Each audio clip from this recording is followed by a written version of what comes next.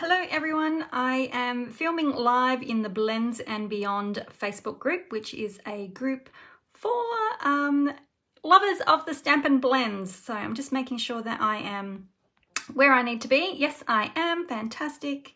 Excellent. Okay, so I am going to show you how to it pains me because I am showing you something that I'm not endorsing. I don't think that you should do this, and I'm going to tell you why as well.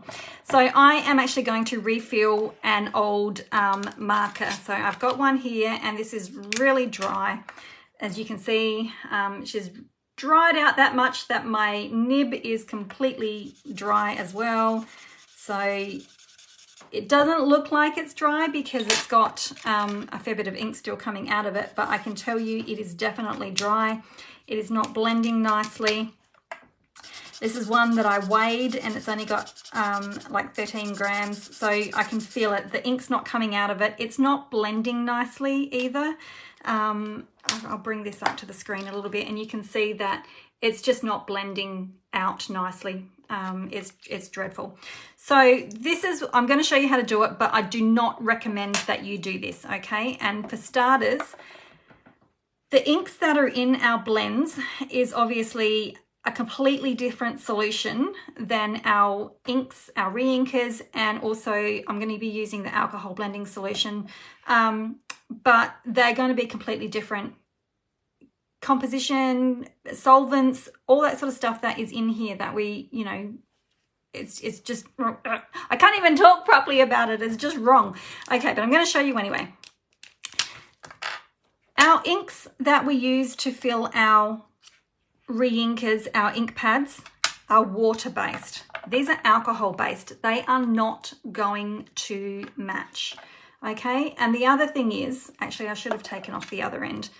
I fear that if I take the other end off though, that I may not be able to get the nib back in. So that's a finer point. Let me swap. Oh, and I've frozen on my screen, so hopefully I haven't frozen.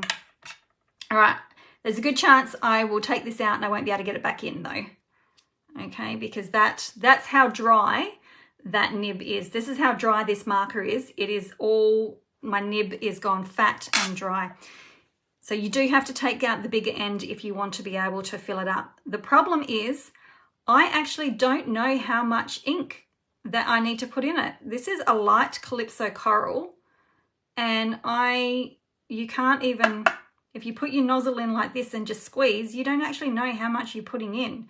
So how do we know is if this is going to be too many drops, too little drops? It's just, you know, that's very hard. They're not compatible to start with. We don't know how much ink we're going to be putting in.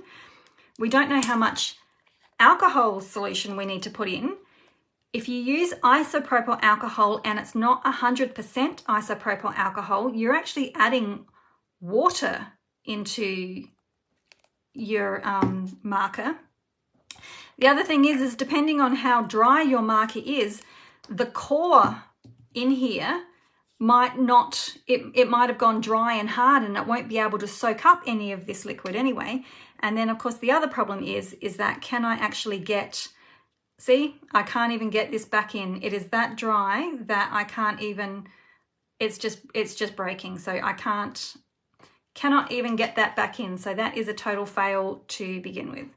So, and I'm not going to use one of my other nibs to replace it. I'm just not going to. So this is why I say, please don't do it. Apart from the biggest, if you do manage to get that back in, and I did manage to get this one back in, but the biggest issue is like the inks just are not compatible. You're putting water-based into an alcohol. I don't recommend it. This is the green one that I did, the Granny Apple Green, and do you see how stripy and striky that is? It hasn't actually blended nicely. Oh gosh, my video is really up a waddle. That has not blended nicely. That is not going to. This is what a brand new marker is compared to one that I have re-inked this way. So you can see the color is totally off of what it should be. and I've got all these stripes, and they're not going to blend nicely either. So I do not recommend that you fill your markers with ink. Just stay right away. And now I've trashed this one, so that one's going to go in the bin. It was going out anyway, that's why I made sure that I had a tape around it. So unfortunately, I can't get to show you exactly. Actually, I might be able to show you on this end, because it would have sunk through. Oh, if I can get the lid off. There we go. Oh, there we go. There's your barrel. See, my barrel is completely dry and trashed and hard. And the nib has come off. And I'm just wondering, actually, whether because this one hasn't done this before. Actually, I'm wondering whether I'm going to see whether that comes off. I think it's that dry that it's all just, whoop, and now I'm dripping. See, and there's another thing, do not, now I've put too much liquid in there and it's just made a complete mess of everything I'm doing. So you can see that some people may be successful at doing this. These are all the things that can go wrong when you try and refill them. Stay away from them, just order another batch and start fresh. So now I've got cleanup to do. Okay, I know this is probably a bit of a weird video, but here's all the things that can go wrong when you try and re-ink. So just stay away from it. See you later. Oh, having fun. This is not fun, Michelle. This is making a mess. It's disaster. So don't do it. Stay away. Danger, danger, Will Robinson. Okay, we'll see you later. Bye-bye. Well, we might come back with some proper colouring later on.